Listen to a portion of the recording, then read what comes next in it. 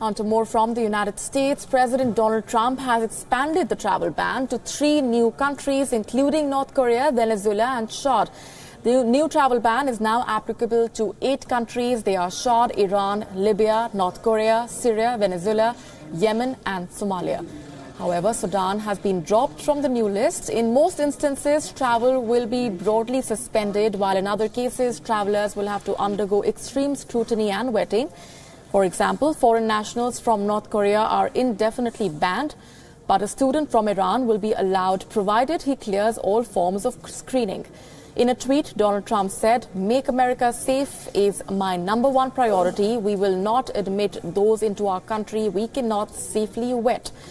The earlier ban had blocked people from 6 Muslim-majority nations from entering the United States for a period of 90 days and locked out refugees for a period of 120 days.